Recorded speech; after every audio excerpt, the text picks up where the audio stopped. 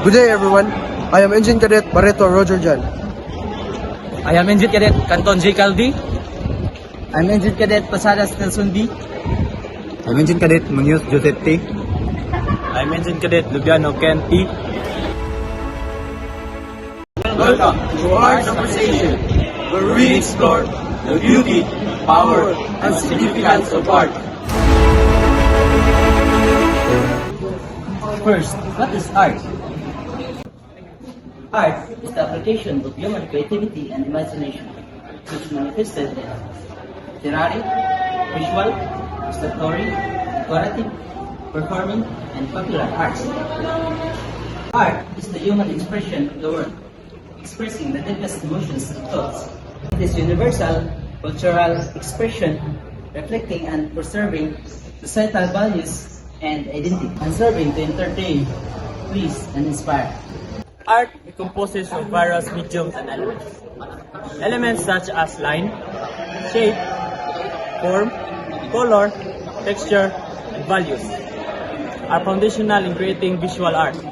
Mediums include traditional form like painting, drawing, and sculpting, as well as contemporary art forms such as digital art, like photography and mixed media. What is soul making?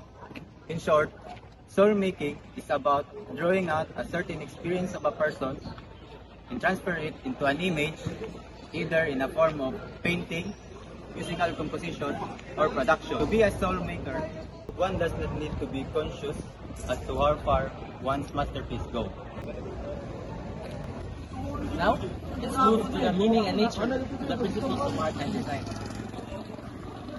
The principles of art and design are the foundation in creating an art. Architects, engineers, sculptors, and other artists are not the only designers in the world. Everybody is a designer. All of us can be designer in our own ways. Thus, it would be very beneficial for us to be familiar with the principles of art design, harmony, rhythm, balance, proportion, and emphasis. In Mindanao and Cordillera, arts are uniquely distinct, with Islamic art primarily focusing on intricate geometric pattern.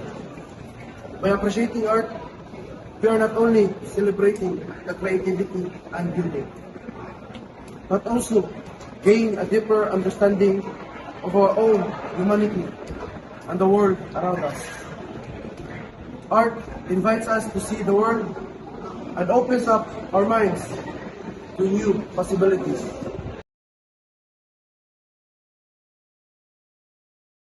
This is why art is so essential to our lives. It is not just a reflection of our culture, But a vital part in our human experience. Enriching our lives in countless ways. Where we explore beauty. One does not need one and design. So, first, This is why art is so essential. But a vital part in our human expression.